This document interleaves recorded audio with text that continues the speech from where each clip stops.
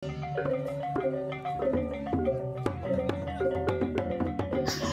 kalau menurut saya dari kacamata budaya, penting sekali, terutama di era sekarang ini. Ogoh-ogoh ini salah satu cara kita berkomunikasi, menceritakan tentang budaya, menceritakan tentang nilai-nilai sastra.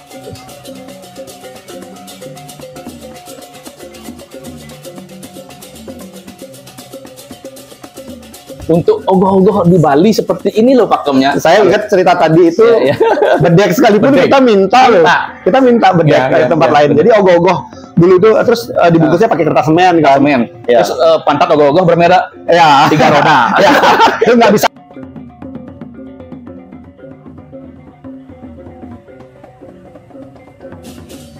Ogoh-ogoh antara raja dan bawahannya sama. Iya, betul.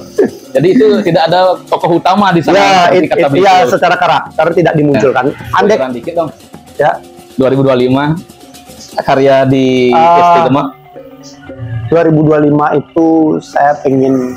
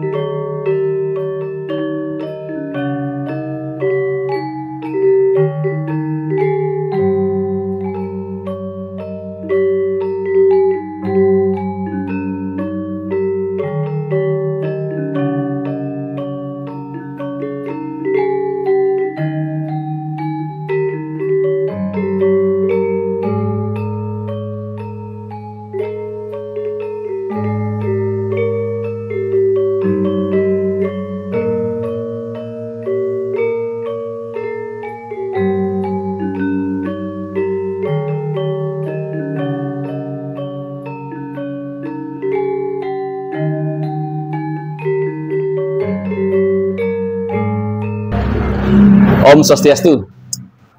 Sementara bertemu lagi dengan saya di Turah Agung Mayudi Channel, tentunya dengan konten yang bernuansa seni, adat, dan budaya keagamaan Hindu di Bali. Tentunya dalam program Bobotoh Bali. Bertemu, ngobrol bersama tokoh inspirasi Bali.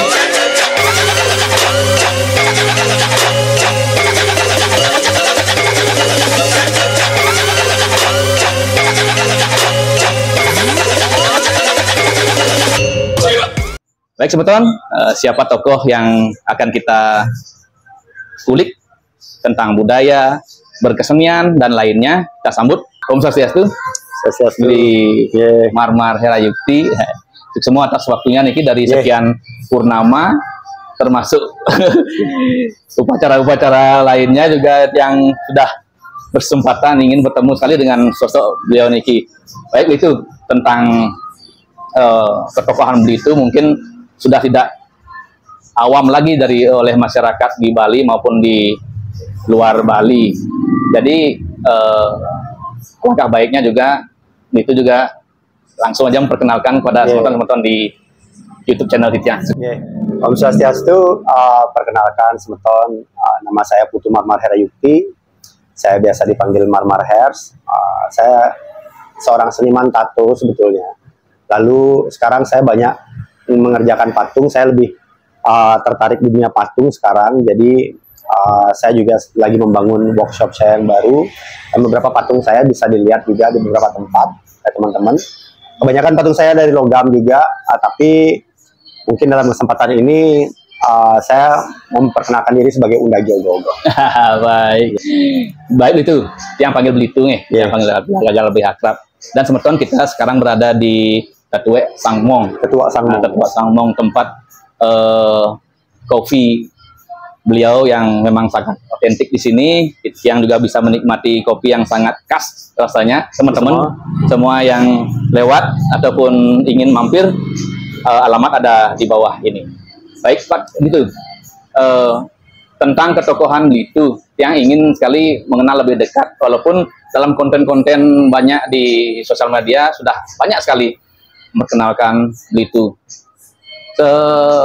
Di kalangan anak band, Belitu dikenal sebagai vokalis ya, dari grup Reaper Clown kalau nggak salah nih. Ya, terakhir band saya Reaper Clown. Ya. Kalau sebelumnya ada yang seumuran juga band dengan Reaper Clown, namanya Psychopathic. Itu band itu berakhir di tahun 2007. Habis itu saya lama vakum di dunia musik, cuman mengisi-ngisi suara aja, cuman featuring di beberapa band lain, band-band teman-teman khususnya di Bali. Habis itu terakhir saya ikut gabung di Reaper Clown tahun 2015 kemarin.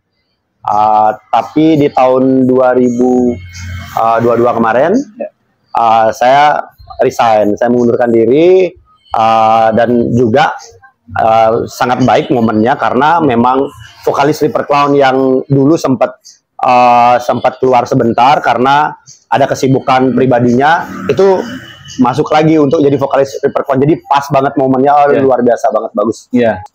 Itu Semeton, ketokohan beliau niki dari Semeton kita di band, lalu ketokohan beliau di Tartu Artis, lalu di ketokohan di Desa Adat, pernah sebagai prajuru, Klian Adat, Pendeso, Klian Adat nih.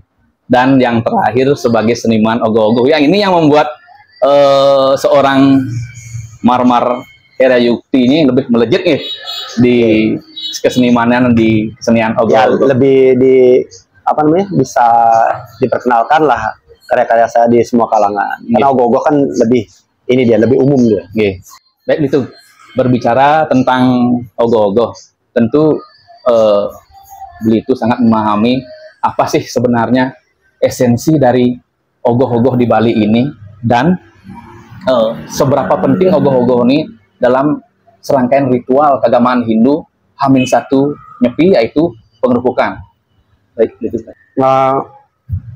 Ogoh-ogoh itu kan sebetulnya sebuah bentuk budaya yang akhirnya muncul dari ide-ide berkesenian yang memang nggak bisa dibendung, selalu berkembang pastinya begitu. Nah, terkait dengan ogoh-ogoh kalau kita lihat sejarah ogoh-ogoh akan panjang sekali. Betul. Ada beberapa catatan menuliskan bahwa ogoh-ogoh itu pertama kali muncul itu di budaya Sumba.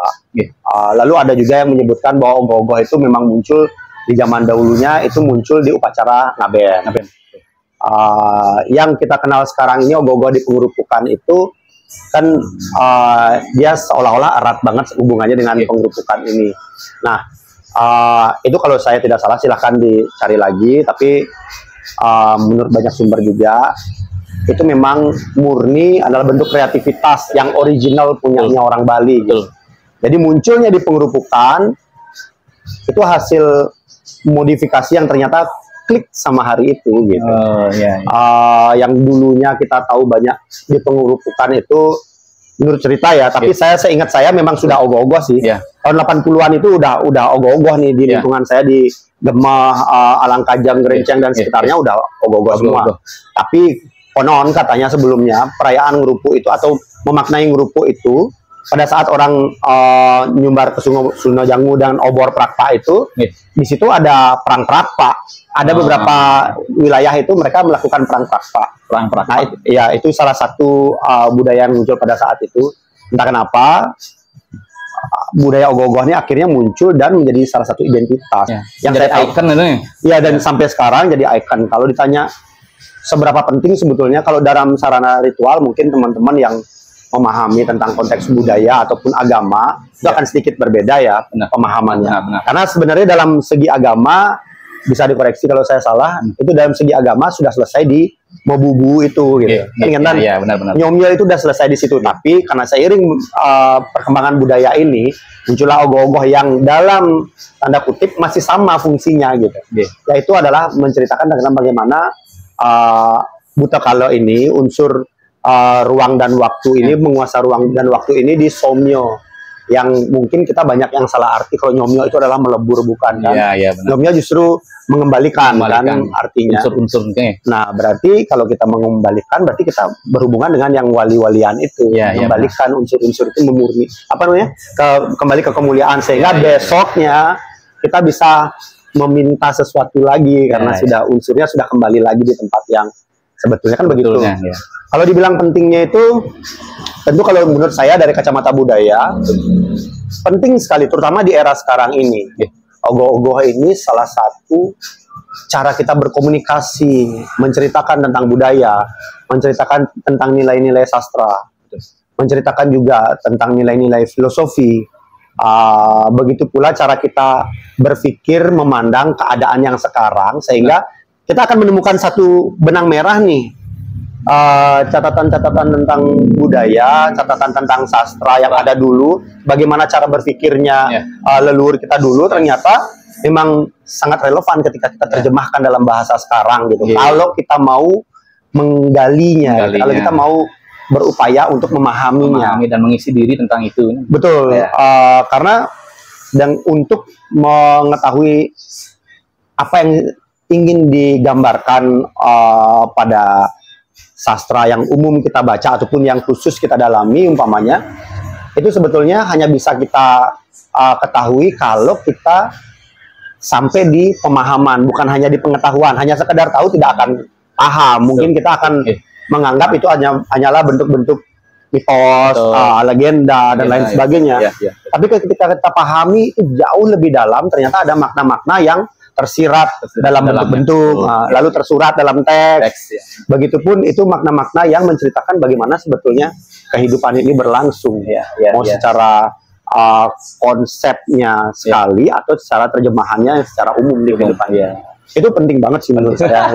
Luar biasa, Semeton, sangat padat, jelas beliau memahami tentang esensi dari ogoh-ogoh mengenai perspektif apa yang beliau pelajari. Nah, itu agar lebih bergeser ke masa lalu, kita mungkin agak sedikit berdekatan nih, kelahiran 80-an, masih milenial lah ya, walaupun sudah berekor. Nah, tentang pergeseran proses awal pembuatan ogoh-ogoh, nanti kan merasakan juga gitu. Nah, itu mungkin di Gemah, di Tiang dulu di Sumerto pernah juga. Awalnya Tiang rasakan dulu, sangat berusaha sekali kita berproses dari awal dasar ogoh-ogoh tuh. Kita mencari kayu reng, kita totok dengan kayu, lalu itu berubah dengan mur, lebih kuat lagi, lalu ke besi, dapat ke styrofoam, lalu kembali lagi. Nah, menurut perspektif ataupun pengalaman itu, yang mana nih rasanya lebih enak atau diterjemahkan untuk ogoh-ogoh di Bali seperti ini loh pakemnya, harusnya proses dari awal enten. Itu kan sebetulnya kalau dilihat dulu gimana effortnya orang untuk menciptakan ogoh-ogoh itu sebetulnya sama seperti itu, sama seperti bagaimana orang hidup ya. Kalau dulu yang ingat kalau zaman itu orang tuh semua orang masih memikirkan perut, makan. Makan itu nomor satu. Kita harus bisa makan nih. Kalau sekarang kayaknya hanya sedikit lah, mudah-mudahan tidak ada lagi orang yang kesusahan tentang makan, yang benar-benar susah dan tidak ada yang menolong. Kalau zaman itu memang benar-benar orang berpikirnya kerja sekarang biar bisa makan besok, gitu kan. Nah, jadi upaya itu pun dilakukan dalam berkesenian juga. Jadi apapun yang dilihat itu bisa menjadi sebuah karya. Contoh kalau saya ingat cerita tadi itu, bedek sekalipun kita minta loh. Kita minta bedek dari tempat lain. Jadi ogoh-ogoh dulu tuh terus dibungkusnya pakai kertas semen kan. Terus pantat ogoh-ogoh bermerek 3 roda. Itu nggak bisa diblok dengan karena catnya pas-pasan. Dia ingat banget gitu. Sebetulnya Nika kan akhirnya berkembang ya. Ogoh-ogoh juga akhirnya diminati banyak kalangan. Kalau Dumun Niko, teman-teman mungkin banyak yang harus gali lagi ogoh-ogoh Niko. Tidak hanya pemuda saja yang bikin ogoh-ogoh, betul kan? Betul. Itu sampai orang tua, semuanya satu Banjar Niko ngerombo bikin ogoh-ogoh. Nah, justru malah anak mudanya sedikit pada saat itu. Lebih banyak orang-orang yang apa namanya yang membanjar, yang menggarap ogoh-ogoh. Nah, baru-baru ini aja ogoh-ogoh Niko akhirnya pemuda yang menggarapnya kan karena ada lomba Seketruno. Kebetulan kreativitasnya paling meningkat itu di Seketruno dan fokusnya tentang pendidikan budaya dan pengetahuan tentang sastranya mungkin difokuskan pada pemuda, sehingga pemuda lah sekarang yang lebih banyak. Tapi kalau di Banjar Tiang, contohnya Tiang masih bikin ogoh-ogoh gitu. Kalau ditanya bagaimana sih yang mana sih yang bagus? Menurut saya semua perjalanan itu tidak ada yang jelek. Mulai dari kita berupaya banget sampai akhirnya kita bisa bikin ogoh-ogoh dan sumbangsi dari orang-orang yang mungkin punya usaha gitu, menyumbangkan dana gitu untuk bisa beli bedek, tidak lagi nyari-nyari atau beli kertas koran bekas atau mengumpulkan atau dia menyumbangkan kertas koran bekas sehingga muncul ogoh-ogoh seperti sekarang ini. Itu sebenarnya hasil perkembangan karena akhirnya ogoh-ogoh ini diminati semua kalangan. Benar. Semua kalangan ketika mendekati hari pengerupukan semua usia gitu ya. Terus hampir semua lapisan masyarakat tuh melihat ogoh-ogoh nih, wah ini kok seru banget nih. Benar. Orang bikin sebulan, 2 bulan, 3 bulan, habis itu udah selesai. Hanya dalam beberapa jam. Begitu aja. Wah ini satu pola yang hebat. Nah, kalau perkembangannya itu sampai bahan-bahannya dari kayu menjadi besi, itu kan sebenarnya kalau saya bilang itu buah dari bagaimana kita belajar memahami. Dulu kita sekedar tahu, umpamanya dari kayu, akhirnya kita beralih ke besi, karena kita memilih atau pakai mur, tadinya kita pakai paku, pakunya bikin ogoh-ogohnya tidak kuat, nanti jatuh, akhirnya kita paham, ini lebih bagus pakai mur nih, atau pakai baut nih. Baut, habis itu ternyata ada lagi material yang lebih kuat, pakai besi. Ternyata besi bisa dilah, itu tergantung dana juga waktu itu kan. Bisa jadi lebih kuat, lebih kokoh dia, dan besinya sendiri bisa dipakai berulang-ulang. Itu pemahaman barunya. Lalu kalau kita lihat beralih terus ke styrofoam waktu itu sekitar tahun 2000-an. Nah, menurut saya juga pada saat itu itulah yang kita tahu sebetulnya. Kita kan tahunya styrofoam ini gampang dibentuk, dan sampai di situ, sampai di pengetahuan itu, kita bikin hasil memang kita mampu bikin ogoh-ogoh yang lebih bagus daripada sebelumnya. Nah, setelah kita memahami bentuk-bentuk yang bagus, muncullah lagi pemahaman, paham bahwa styrofoam itu sebenarnya bahan ini tidak diciptakan untuk berkesenian seperti ini loh, gitu. Apalagi yang di seluruh Bali setelah itu menjadi sampah, sampahnya nggak tahu mau kemana. Dan orang-orang kesulitan mengelola sampah itu, termasuk kita yang bikin. Diurai. Tambah lagi tentang poin-poin kesehatannya kita udah mulai paham. Maka itu mulailah orang berpikir tentang pergerakan. Udahlah, kita bikin aja lagi kayak dulu pakai bambu dan lain sebagainya. Seiring berjalannya waktu pakai bambu itu juga orang muncul akhirnya pemahaman lamanya. Kenapa pakai bambu? Oh, ternyata bambu ini adalah tanaman penting. Akarnya bisa menahan kepadatan tanah. Lalu akarnya bisa menyerap air, lalu melepaskan pada saat musim kemarau, memperkuat pohon-pohon yang lain dan lain sebagainya. Pemahamannya terus berkembang, semakin pinter kita nih, semakin paham. Nah, akhirnya muncullah kombinasi dari banyak hal. Rangkanya pakai besi, kokoh, dan bisa dipakai berulang-ulang. Bisa didaur ulang juga, lalu bentuk-bentuknya masih pakai bambu. Menurut saya itu adalah perkembangan pemahaman yang luar biasa bagus. Buah pikiran juga belajar dari sekian periode itu, ternyata ini itu bukti sebuah budaya itu terus berkembang. Karena budaya itu adalah perubahan itu sendiri. Dan jadi lebih bagus, bukan jadi lebih jelek. Berubahnya ke lebih yang bagus. Begitu teman-teman. Nah, gitu.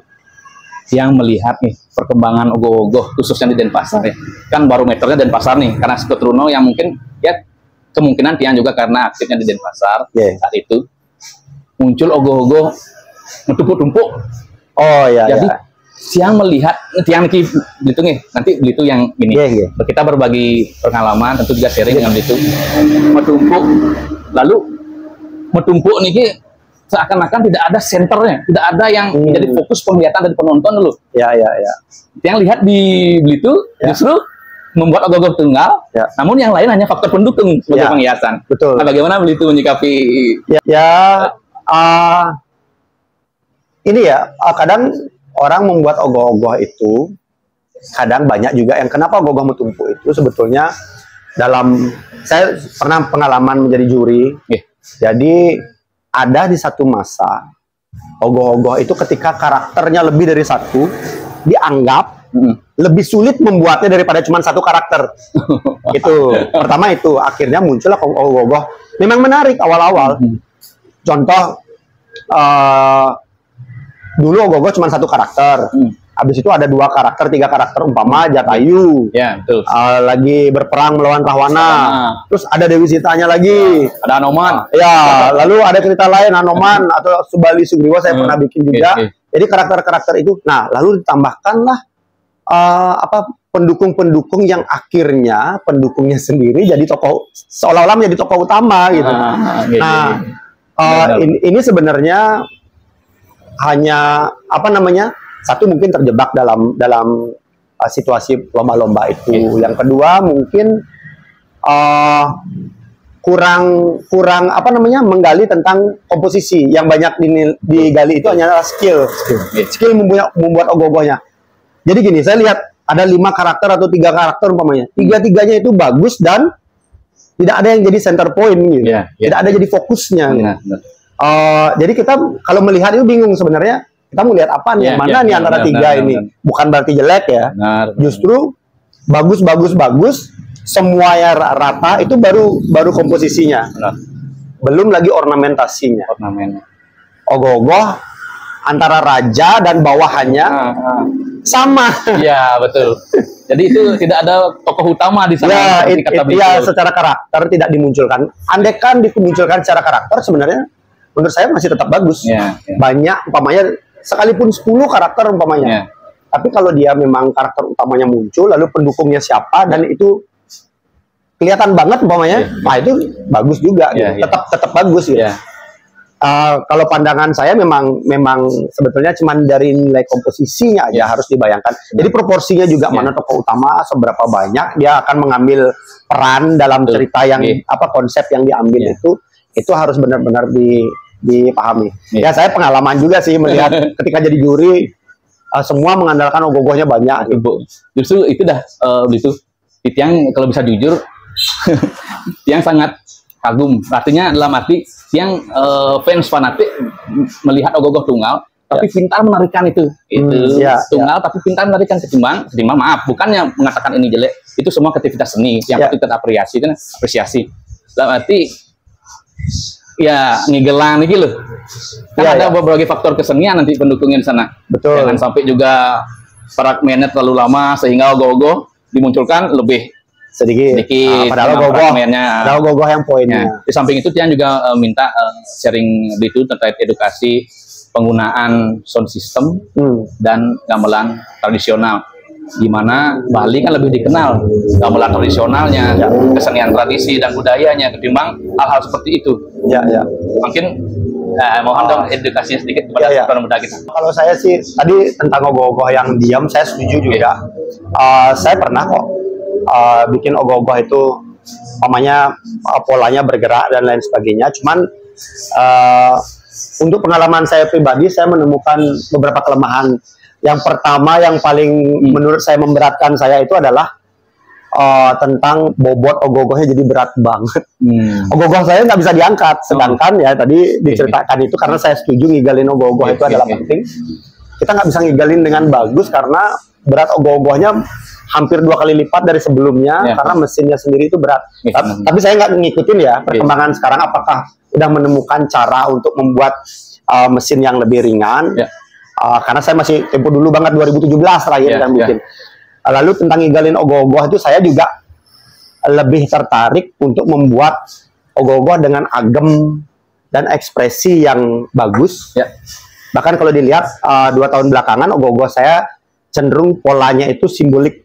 Jadi tidak ada ageman yang ngigol-ngigol gitu. Kayak dulu umpamanya saya bikin Subali Sugriwa benar-benar bertarung dan saya memang benar-benar mempraktekkan bagaimana cara bertarung dan secara anatomi mana otot yang bergerak itu saya cari gitu. Kita ingat itu yang main ini kan main lutut. Bagaimana pas kena itu posisinya itu benar-benar saya cari. Sunda ya itu ya? Enggak, Sugriwa Subali ya. Sampai akhirnya saya bikin yang simbolik banget kayak Laliaran kemarin, Saranata Mantra yang hanya begitu gayanya hanya begitu gitu. Nah, itu kan sebenarnya saya lebih ke bentuk aksara yang saya ingin munculkan, tapi itu bukan bukan poin utama yang ingin saya munculin. Tetap figur ogoh-ogohnya saya liatin. Nah, saya ibaratnya gini, seperti orang berkesenian, semakin tambahnya usia, geraknya semakin sedikit, ekspresif, tapi sebenarnya datar gitu. Contoh orang nopeng, ngigal topeng. Saya ingat banget orang ngigal topeng dari apa langsingnya Kalawang buka nih kok, baru buka nih kok dia punya waktu sekitar ya 3 sampai apa namanya petanggilan gong itu masih diam dia. Benar-benar orang tuh mata tua itu. Mata tua itu dah. Pakemnya. Mata tua kita tuh sampai lupa bahwa itu topeng. Topeng gitu. Ya benar. Gitu. Padahal kelangannya kita. Iya, kelangan kita. Padahal gerakannya pun lambat dari buka begini terus turun tangannya pun lama banget. Satu titik aja ngelihatnya. Kita kebawa di situ. Nah, saya ngelihat begitu hebatnya loh orang-orang menghadirkan ekspresi yang hidup dengan hanya bentuk yang diam begitu aja. Jadi itu topeng nggak bergerak, nggak bergerak. Dia beda kalau topeng Siba, Bondres itu kan diam aja begitu. Nah begitupun kalau kita lihat topeng-topeng yang lain juga begitu. Apa yang diberikan di sana gitu. Jadi saya juga dalam upaya mendewasakan diri sebetulnya dalam membuat ogoh-ogoh juga. Gimana caranya menampilkan ini dengan pola-pola itu. Terus kalau ini sebenarnya yang sering kita bahas ya tentang sound system itu. Kita kalau ngomongin budaya, ini kan konteksnya budaya ya. Ada juga orang yang ya satu saya nggak setuju, saya tegas bilang saya nggak setuju. Kenapa gitu? Ini satu lagi, tadi ogoh-ogoh itu munculnya di apa namanya masih di ranah-ranah ritual, seperti umpamanya upacara apa namanya perayaan tentang Subak, lalu tentang upacara ngaben, lalu melekat banget sampai sekarang nggak bisa dipisahin dari ngerupuk ogoh-ogoh, saking melekatnya. Ada berarti ada energi yang connect di situ, menurut saya. Nah kalau kita masukkan lagi unsur itu, teman-teman mungkin, ayo kita cari tahu bareng-bareng apa itu makna ngerupuk. Apa itu makna ngerupuk itu bukan party gitu. Ngerupuk itu bukan party, justru dalam setahun kita udah berbuat banyak. Melangkahi banyak hal, melewati batas-batas, sekarang ayo kembali lagi. Kalau kita di sana justru menerobos batas-batas itu, di mana kesadaran kita? Jangan kita lagi terjebak dengan hanya tahu aja. Oh ini kan tentang budaya. Bahwa perkembangan budaya kita harus membuka pintu selebar-lebarnya untuk budaya. Tapi ingat, kita ini orang yang punya jati diri. Bangsa kita ini punya jati diri, punya kebudayaan yang hasil dari bagaimana kita berpikir. Dan pikirannya itu luhur. Ketika muncul dia menjadi sebuah budaya, kita buka gerbang kita memang. Tapi kan kita tuan rumah. Kita tuan rumah, berarti kita berhak menentukan siapa yang boleh bertamu di kita atau siapa yang kita undang masuk ke budaya kita gitu. Nah, tidak semua kita pungut. Nah, kalau saya analogiin ya, kenapa Sang Hyang Aji Saraswati berdiri di atas angsa? Gitu. Kenapa tidak terbalik, angsanya di atas gitu? Itu kan udah salah satu simbol bahwa angsa itu dia adalah hewan yang sangat cerdas. Dia hidup di lumpur, dia berenang di air yang bawahnya ada lumpurnya. Dia cari makan itu di bawah, semua lumpur masuk ke mulutnya. Tapi akhirnya keluar yang masuk itu hanya sari-sari makanan yang dia perlu aja gitu. Nah begitupun kita dalam menyaring sesuatu. Benar-benar. Nah kenapa saya tidak setuju juga? Karena begini, kita kan udah nih ngomongin budaya kita nih, udah ada ciri khasnya tadi kan bilang gamelan. Bukan cuma ciri khas, gamelan itu juga, ayo dong, kita nggak berhenti sampai di gamelan, itu budaya kita, jangan. Tapi kenapa suara itu menjadi penting? Sugro titiang berarone kesenian, tanya iswaro. Kenapa suara yang dipakai, kenapa bukan warna dan lain sebagainya? Kenapa bukan tarian gitu? Benar. Karena suara itu tentang vibrasi, tentang frekuensi. Semua bentuk ini adalah frekuensi.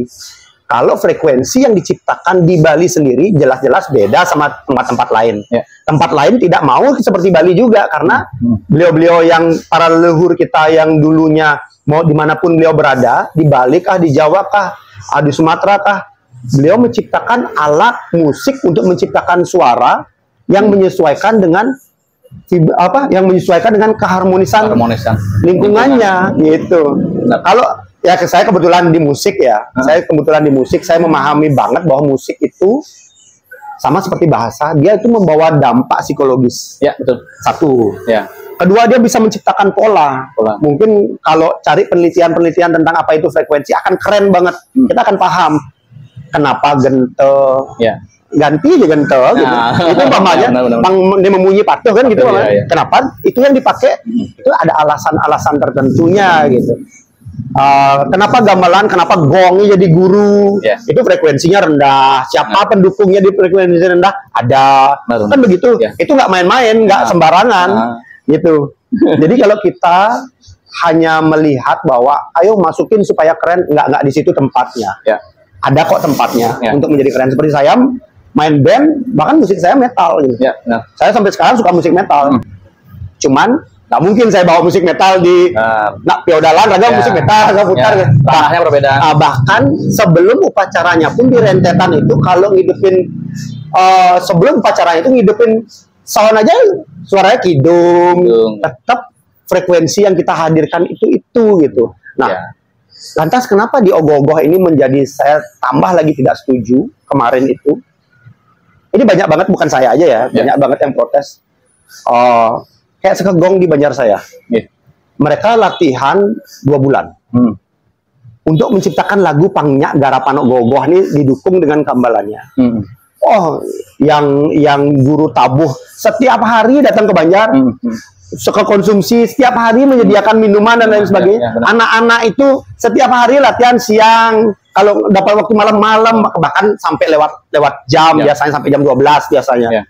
Nah, setelah muncul gamelannya, di tengah jalan hanya disikat begitu aja dengan sound system. Dan musiknya kita nggak tahu apa. Sekalipun musiknya itu gamelan Bali, saya tetap merasa, kenapa nggak ini yang dihormati gitu. Ini dihormati, ini benar-benar gamelan yang banyak banget upaya-upaya. Itu baru konsumsi ya, belum yang bikin gamelannya, belum yang bikin lagunya kan gitu, belum sekegongnya. Nah, ini kan kalau kita berbudaya itu kan salah satu poinnya adalah rasa menghormati, menghormati kita sama di Bali ini kan hebat banget, sama agama lain aja kita saling menghormati. Toleransi. Kenapa kita dalam ranah budaya kita justru tidak menghormati itu? Benar. Sekalinya orang bersikap kurang santun sama kita marah. Padahal mereka nggak ngerti. Kita yang ngerti justru merusak gitu. Saya bisa katakan itu merusak kalau masih dalam konteks budaya ini itu mengganggu menurut saya.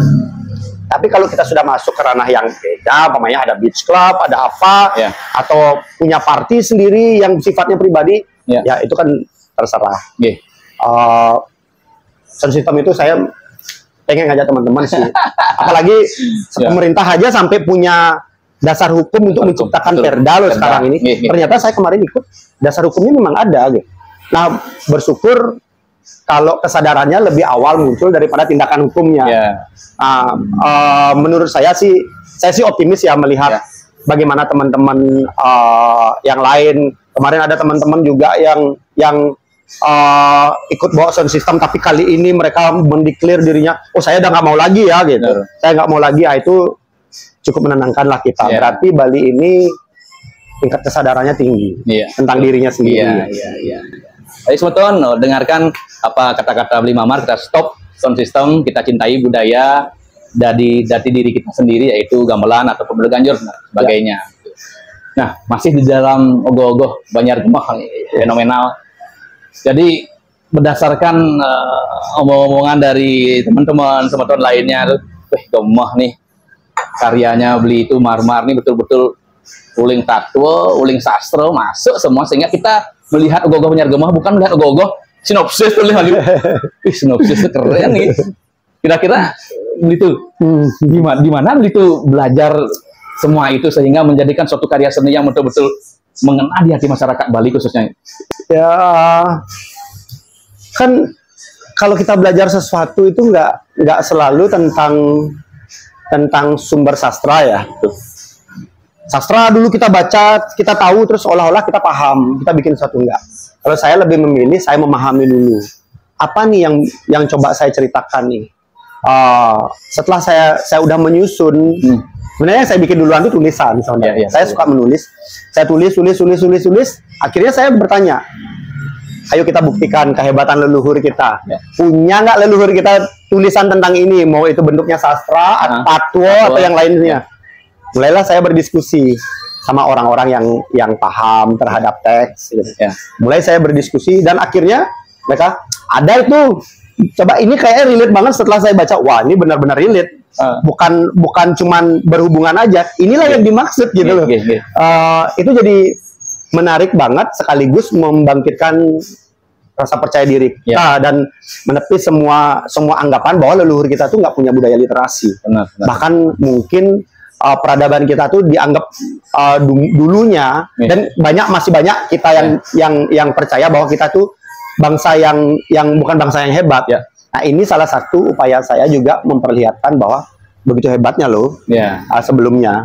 Contoh Saranata Mantra, saya hanya menceritakan arak, berem, arak dan berem aja loh gitu. Ternyata dalam sumber-sumber sastra kan diceritakan dalam bentuk kulit ya. Mungkin teman-teman nggak sempat mengupas. Ya saya wujudkan aja, saya siratin dalam bentuk ogoh-ogoh bahwa ini Purusa Pradana, bahwa perjalanannya itu kalau di badan kita itu adalah roh dan rah gitu, mamanya tubuh dan jiwa gitu mamanya. Dan perjalanannya pun sesuai dengan bagaimana arak dan berem itu diciptakan. Menurut saya itu tidak berdiri sendiri. Kalau secara prinsip dia sama, harusnya dia punya perjalanan yang sama, dia polanya akan sama, fungsinya pun sama. Gitu. Kalau kita sekarang kan banyak tuh yang dikupas tuh, bagaimana sacred geometry segala macam itu sering orang membahas itu. Kita punya nggak itu? Kita diceritain kok di situ. Nah, jadi kalau ditanya saya belajar dari mana, paling pertama belajar mengamati. Mengamati, menghayati, lalu mencoba memahami, baru saya cari pendukungnya. Apa yang mendukung gitu? Ada nggak yang mendukung tentang apa yang saya bayangkan ini? Sehingga ketika ketemu, tuh kan saya nggak berpikir sendiri. Tuh sebelumnya ada yang berpikir sendiri seperti ini juga dan menulisnya bahkan menjadi sebuah tuntunan kehidupan gitu. Benar. Berarti saya yakin di dalam diri kita ini masing-masing kita ini sebetulnya data itu ada gitu. Itu semua pengetahuan itu ada, cuman kita terlampau mengabaikan gitu. Udahlah, cuekin aja gitu. Nah, tapi bukan kalau saya tadi kan bilang dari pengamatan, pengalaman segala macam. Cuman kalau dari sastra ada juga beberapa yang dari sastra, baru saya mencari pemahamannya apa sebenarnya yang ingin diceritakan. Ada juga yang terbalik begitu. Anggap aja kayak bikin lagu, kadang nadanya duluan, kadang liriknya duluan gitu. Bisa dua-duanya sebetulnya. Cuman yoga saya yang belakangan ini kebanyakan saya alamin dulu. Karena menurut saya kan ada bahasa pengalaman adalah guru yang paling tertinggi gitu ya. Paling berharga. Ya paling berharga. Ya memang karena cuma di situ yang tidak bisa direkayasa. Benar. Ada kata alam di dalamnya. Kalau kita belajarnya berarti alam. Alam itu kan buana agung, jagat raya ini dan buana alit diri kita. Habis kita lihat ada nggak di diri kita? Tanyakan sama diri kita. Nah, itu salah satunya. Ini saya cuma sharing ya. Itulah yang saya rasakan gitu. Itu yang saya rasakan tentang bagaimana membuat sebuah karya itu ternyata sepanjang yang saya tahu itu memang tentang alami pengalaman ataupun alam itu memang tidak bisa direkayasa. Itulah yang sebenarnya yang saya contohin ya. Kalau kita di hari ini tidak tahu apa yang disebut gula dan apa itu bahasa yang disebut manis, kita berbagi sesuatu nih, anggap aja gula atau madu. Dalam hitungan ketiga kita minum bareng-bareng. Reaksi kita akan sama kok. Begitupun kalau dikasih yang kecut, sama, reaksinya sama. Itu tentang rasa itu, bahwa dia tanpa dilabelin nama pun dia akan akan sama dirasa gitu. Akan sama dirasa. Tapi sekarang akhirnya kita menganggap manis itu adalah gula, panas itu adalah api, dingin itu adalah es dan seterusnya. Padahal dia memang benar-benar hal yang prinsip gitu. Itu rasa, itu juga sebuah energi gitu. Itu kayaknya banyak kita yang harus kita pelajari tentang itu. Tapi yang menjadi ciri khas itu kan itu mengemas sehingga anak muda itu sampai bisa merespon itu. Seperti kata-kata yang memang dari dulu bapak ibu ayah kita yang dulu meme 200 sampai kemu kan itu dikupas dan diterjemahkan melalui berkesenian itu. Betul. Kan Gini saya berpikir ngidang contohan nanggu bahas malah sederhana tetapi ya mimidi waratu. Kita lupakan kadang-kadang. Sering banget kita ngucapin, tapi kita kan, nah itu kita segera tahu apa mimidi waratu. Wah, yang gitu mimidi waratu yang tapi kita kan, tapi kita kan kok nggak memaknai itu. Ya, apa sebenarnya yang dimaksud? Betul. Sehingga kalau kita tahu apa yang dimaksud, tepat kita menaruh kata itu dalam konteks apa gitu. Ya, menurut saya memang tugas saya ya, tugasnya para seniman juga maupun beliau-beliau para seniman lainnya mau bergerak di bidang seni tari, sastra, apa namanya, bentuk dan lukis dan lain sebagainya. Ya. Memang tugas-tugas seorang seniman adalah memberikan gambaran-gambaran yang adalah meneruskan apa namanya, pencerahan tentang pikiran itu. Bukan berarti kita paling cerah, bukan. Betul, ya. Setiap kita menerima sesuatu, karena kita bermain rasa kan, berarti kita yang paling sensitif nih. Ya, betul. Nggak tahu gula pun kita tahu rasanya, karena rasa itu sensitif. Ya. Setelah kita tahu itu, memang tugas kita dituntut untuk menerjemahkan. Ya. Terutama dalam pola kekinian ini, bagaimana bahasanya ini supaya bisa diterima bahasa masa kini. Karena di sebelum-sebelumnya kita sering apa namanya, dalam tanda kutip kita tuh kayak ada tembok besar yang tembok besar bahasa nih yang tidak bisa menjembat, atau jurang lebar banget yang tidak menjadi jembatan antara komunikasi kita sama apa yang dimaksud. Betul. Nah, jadi kesenian-kesenian sekarang ini bukan saya aja sih, tapi banyak saya lihat sampai orang bikin lagu aja sekarang udah mulai menceritakan terjemahan-terjemahan masa kini tentang apa yang ingin diceritakan di masa lalu. Iya, benar-benar. Itu sih, itu yang terjadi, itu yang terjadi. Berbicara tentang kesenian ogoh-ogoh dan lainnya, itu Niki, wah, kita memang harus korek semuanya dan perlu waktu panjang juga. Itu Niki terkait proses lagi Niki. Lagi satu yang belum lihat ogoh-ogoh Nyargemah memakai mesin bergerak seperti semontan-semontan lainnya. Yang bukan mengatakan itu bukan kreativitas, itu kreativitas juga kan, ada perubahan budaya dan lainnya. Tapi yang melihat kalau dari segi pariwisata, orang-orang di luar negeri itu sudah pertama kali melihat hal-hal seperti itu dan menemukan hal seperti itu. Justru hal yang lebih ditonjolkan kan seharusnya dasar atau esensi dari ogoh-ogoh dan cerita di balik ogoh-ogoh itu yang harus dimunculkan kepada masyarakat dan pariwisata dunia khususnya. Saya sih memandang itu sah-sah aja ya, karena balik lagi, karena saya seorang musisi, tidak semua band itu bagus di lirik gitu, atau tidak semua penyanyi bagus di lirik. Betul. Ada yang di teknik vokalnya bagus, ada memang musik yang diciptakan itu bagus-bagus, sehingga catchy untuk didengar gitu mamanya. Itu adalah pola-pola berkesenian sebetulnya. Ada yang jago membuat bentuk, ada yang jago membuat cerita dan bentuk, ada yang jago membuat daya tarik yang lainnya. Umpamanya kalau musik, topik yang dia bicarakan bisa menarik gitu. Atau membuat band itu apa yang lagi tren, umpamanya bentuk riff gitarnya umpamanya yang lagi tren itu yang dimunculkan. Itu sah-sah aja sebenarnya menjadi daya tarik. Tapi poinnya sebisa mungkin kan kita kesempatan ogoh-ogoh ini kan setiap setahun sekali. Betul. Dalamnya tetap maknanya itu kita sisipkan. Bagaimanapun bentuknya, apakah lebih mengandalkan gerak, apakah lebih mengandalkan anatomi, agemnya, atau yang lainnya, atau ekspresinya, tetap maknanya itu penting. Karena cuman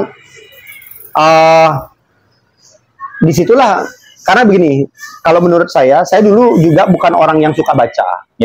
Saya cuman suka mengamati sesuatu memang. Karena ada kebutuhan ketika membuat sebuah karya, saya bisa tahu bentuk ini kayaknya cocok untuk jadi apa gitu. Tapi akhirnya kelama-kelamaan memang membaca menjadi menarik. Lebih menarik lagi dari membaca adalah menulis gitu. Menuliskan sesuatu. Nggak puas di tulisan saya menulis hanya bisa. Bukan indah, tulisan saya tidak indah gitu. Bahasa-bahasa saya itu nggak indah, tidak sehebat orang-orang sastra. Cuman cukup bisa dimaknai gitu. Menurut saya cukup untuk menerjemahkan nantinya yang lebih indahnya kemampuan saya adalah dalam bentuk karya ogoh-ogoh ataupun patung ataupun gambar gitu umpamanya. Di situ saya lebih mendalami ini hanyalah apa namanya? kalau dilihat kan tadi, oh menarik baca sinopsisnya duluan. Memang itu pemabah nih, pemabah ya, untuk membawa akhirnya orang ini yang dibicarakan. Gitu. Atau mungkin begini begitu ya, karena Tiang juga maaf seorang seniman tari juga, Tiang juga kesenian tari, yang melihat kalau sisi ogoh-ogoh itu ditarikan dengan sedemikian rupa indahnya itu, jika ogoh-ogoh dibuat mesin, saya melihat itu bukan ogoh-ogoh, malah robotik yang diimbuhkan dalam gamelan kesenian Bali. Sembari kita mengalami, sebenarnya itu kan bukan robot ya, bukan robot. Ini supaya kita nggak salah paham, kita ngomongin teknologi tapi blunder. Kita nggak ngerti tentang teknologi, itu bukan robot karena dia tidak terkait dengan fungsi, tidak ada fungsi, tidak ada program dan lain sebagainya. Itu lebih ke mekanik. Ya, di situ ada unsur-unsur mekanik yang apa namanya, di aplikasi, di ogoh-ogoh. Ada juga beberapa elektronik yang dimasukkan di situ. Sebenarnya kalau kita dalam membuat ogoh-ogoh ini paham nilai estetikanya, paham nilai apa namanya, etikanya, itu pasti kita memasukkannya itu dengan tepat. Dengan tepat kita memasukkan sehingga apapun yang kita masukkan unsur-unsurnya di sana untuk memperkaya karya kita, bukan justru memperlemah. Saya pernah sih mengalami begini. Ada teman, mungkin ini anak elektro, atau supaya kelihatan keren aja dia panggil orang elektro untuk ikut di Banjarnya untuk bikin. Nah, dia menggerakkan ogoh-ogohnya itu dengan remote. Remote-nya itu bukan pakai infrared, bukan pakai yang lain, bukan pakai gelombang radio, tapi yang dipakai itu adalah sinyal handphone. Dia menggerakkan ogoh-ogohnya dengan mengirimkan pesan gitu, atau dengan voice command gitu. Apa yang terjadi? Ternyata nggak ada sinyal. Ogoh-ogohnya. Nah, berarti kan dari situ pemahaman tentang apa itu teknologi itu nggak tepat guna. Nggak tepat guna. Saya tanya, ini kan udah mekaniknya udah, ya sekarang ada remote-nya, ya ada analognya juga nggak, gitu, nggak ada katanya. Apa namanya, ada tombolnya langsung nggak, tombol analognya atau saklarnya gitu dalam bahasa untuk mempermudah menggerakkannya, nggak ada. Lalu kalau ini beneran ternyata nggak nyambung deh. Nah dari situ sebenarnya kita udah harus paham bahwa teknologi itu harus tepat guna. Ini kan ogoh-ogoh digerakkan, mungkin tujuannya adalah supaya arsiteknya bisa melihat gerakan yang mana yang dipilih gitu, dari jauh. Tapi tetap antisipasinya harus ada opsi kedua kan gitu. Karena yang dikejar bukan fungsi. Yang dikejar itu adalah apa namanya, dukungan-dukungan untuk karyanya ini. Gitu. Saya ada kok beberapa karya saya, justru saya kemarin-kemarin tuh banyak memasukkan mekanikal itu di karya instalasi. Instalasi. Kenapa? Karena alasan saya karena dia akan stay di situ. Itu tadi tidak berat. Yang kedua, kalau karya instalasi umumnya itu adalah commission work. Itu dibiayai gitu. Biayanya tidak mahal. Jadi kalau membuat ogoh-ogoh di Banjar juga kita nggak mampu bikin ogoh-ogoh dengan biaya yang sangat besar untuk membuat mesin. Kalau menurut saya itu memang benar-benar sah ya, benar-benar sah. Itu adalah hak orang berkesenian. Kadang ada yang akustik, ada yang elektrik, ada bahkan digital musiknya itu sah. Itu dalam kreativitas berkesenian itu. Nah Niki, untuk itu Marmar dan pemuda di Banjargemeh yang lihat sangat konsisten. Nah itu yang lihat. Seperti esensi dari yatnya di Hindu Bali gitu. Setelah mungkin wadah Plebon ini yang dibuat dari sekian bulan, dipakai hanya bukan sehari, sekian jam, dan itu lalu dipelino. Dan begitu juga ogoh-ogoh di Banjargemeh. Yang lihat konsistensi dari Banjargemeh, khususnya yang diinisiatori oleh Belitu, konsisten sekali untuk membakar kesenian yang mungkin Belitu cintai, kesenian itu, antara buah pikiran, buah hasil karya, rasa dan lainnya gitu.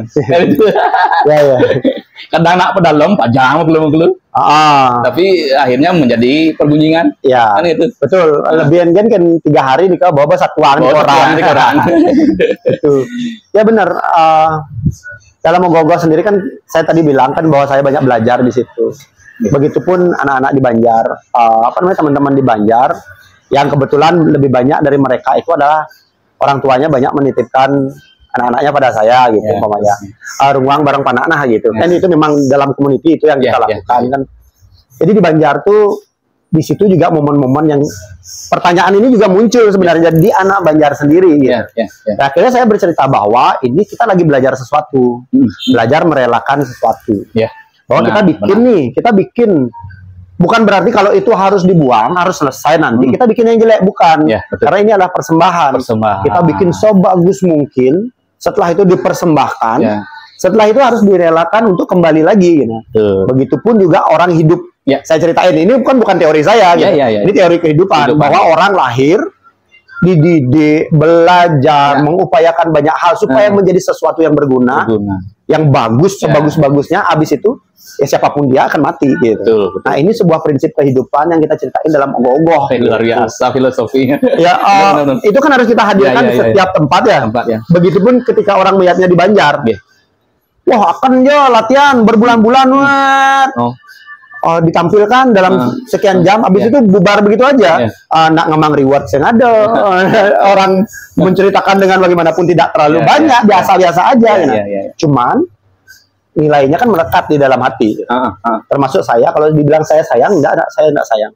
Saya enggak sayang karena ogoh-ogoh itu begitu selesai, begitu dia sudah berjalan dengan fungsinya, dia sudah keliling, dan orang-orang udah melihat, terserah penilaian orang seperti apa. Orang-orang yang tersentuh akan nilai itu pasti menyimpan dalam hatinya. Tadi Bling bilang, saya ingat ogoh-ogohnya yang ini segala macam. Berarti itu kan apa yang saya sampaikan, pesan itu tersampaikan. Nah, di situ aja saya udah bangga, merasakan gitu. Ada keberhasilan yang saya rasa. Berarti apa yang saya bayangkan itu benar adanya, bahwa dia akan tersimpan dalam bentuk memori. Karena begini, tidak ada satupun yang bisa disimpan sepanjang masa. Dia pasti akan hancur. Nah, saya lebih menerima kalau dia itu nuktub gajah tuahnya gitu. Tuahnya memang segitu, ya sudah segitu aja. Nggak saya paksakan untuk lebih lama, sehingga lama-lama orang lihat, kena uang lu nggak. Akhirnya mulailah kelihatan jeleknya yang lebih banyak, sama seperti manusia atau orang yang sudah pantasnya sudah selesai sampai di situ. Contoh aja orang bertugas. Orang sudah bertugas satu periodenya sekian tahun, pengen nambah karena merasa mampu, ya akhirnya tidak disukai. Istilahnya nyemat gitu. Pasti bosan orang karena regenerasinya harus ada gitu. Gitu. Juga tahun depannya ada lagi ya.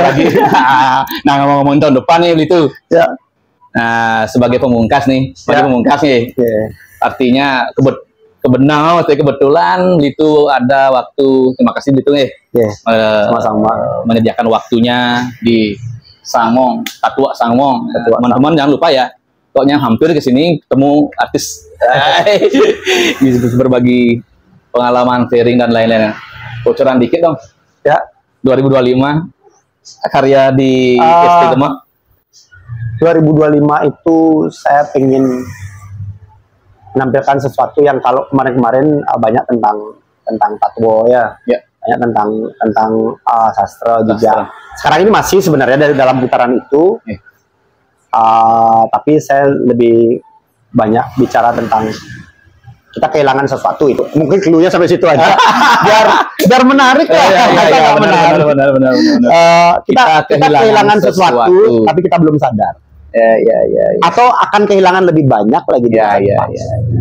Baik teman-teman, kita nantikan karya yang fenomenal dari seorang maestro ogoh-ogoh, dan perbanyak pergaulan, perbanyak ilmu yang harus mengisi diri kita, agar apa yang kita sampaikan juga tentang budaya, seni, tradisi kita juga tersampaikan kepada orang-orang yang ingin mengetahui tentang budaya dan jati diri kita sebagai orang Bali. Baik, terima kasih itu atas waktunya. Kita tutup dengan Perma Santi itu. Om Santi, Santi, Om. Tapi itu.